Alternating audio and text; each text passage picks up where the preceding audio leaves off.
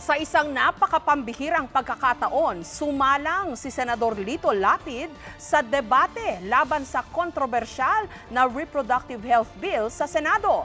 Ang unang parte ng debate nauwi sa katuwaan dahil sa pakikipagdebate ni Senador Lapid sa wikang Filipino. Pero bigla rin itong nauwi sa seryosohan. May report si Rafi Tim. Umpisa pa lang ng debate, nagkatuwaan na ang mga senador. Matatanda ang hiniling ni Lapid na Filipino ang gamiting salita sa debate. Pia Cayetano and Lito Lapid are recognized. Anong gusto mo? Tagalog o English? Huwag mo ako susubukan. Ay. Ano ba nakikita mo sa akin, Mr. President? Di ba yung tatay mo? Oh, Matagal na kita hinihintay tumayo. Kaya nga sabi ko, tatayo na nga ako eh. Okay. Ako pa namilit sa'yo. Pinalipat pa ni Senador Estrada si Senador Lapid mula sa podium sa gilid ng session hall papunta sa gitna para raw mas maganda ang debate. Pero bahagya itong inalmahan ng senador mula sa Pampanga. Wala kasing bubulong sa akin dito eh. Ang layo ng travel ko doon. Lubhang kontrobersyal ang debate sa RH Bill, kaya naman bago magsimula, nilapitan ng kapwa anti-RH Bill na si Senate President Juan Ponce Enrile si Lapid para palakasin ang kanyang loob.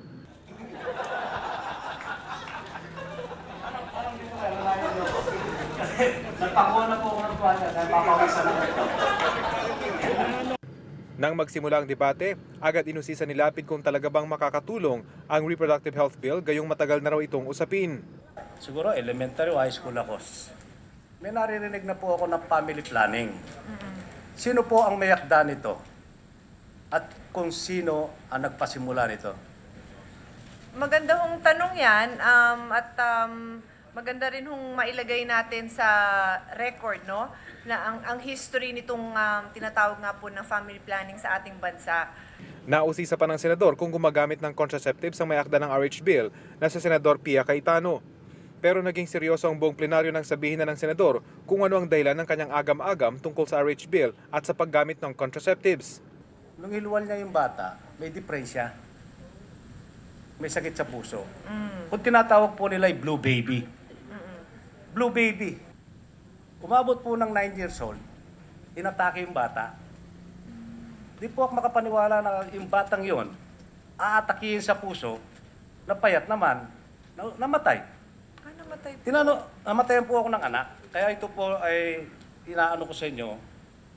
Dahil namatayan ako ng anak, dahil dyan sa tinanong ko yung asawa ko, hindi sana, wag naman gano'n na dahil dyan sa gamot na yan. Paniwala ng senador hindi makakatulong ang mga gamot na contraceptives, taliwas sa sinasabi ng mga may akda ng RH Bill na para ito sa kalusugan ng mga ina at kanilang mga ipapanganak. Mas maganda rin daw kung direkta na lang gamitin para sa mga mahihirap ang milyong-milyong pisong pondo para sa family planning at pauwi na ang mga informal settlers pabalik sa mga probinsya. Bagay na hindi naman tinutulan ng Senador Cayetano. Pero mahalaga umano ang RH Bill dahil mas malawak ang pagtugon nito sa problema ng kababaihan sa pagbubuntis at panganganak. Malumanay man ang debate sa pagitan ng Senador Lapid at Senador Cayetano, uminit ito nang sumingit sa Senador Juan Ponce Enrile. Tila hindi raw kasi naging tapat ang mga may akda ng panukala tungkol sa totoong motibo ng RH Bill. Dito na naging emosyonal si Senadora Cayetano. Sasabihin natin, hindi ka namin tutulungan dahil nanganganib po kami na kami ho ay nagdidikta sa populasyon ng itong bayang to. Yun ba ang magiging rason natin? Let a woman die. Because hanggat pwede kang manganak, pwede natin ipagyabang, wala kaming population control program. Tumagal din ang mahigit isang oras ang debate, pero mismo sa Senador Lapid na ang pumutol ng interpellation dahil ayon sa kanya, gumagabi na. Rafi Tima, GMA News.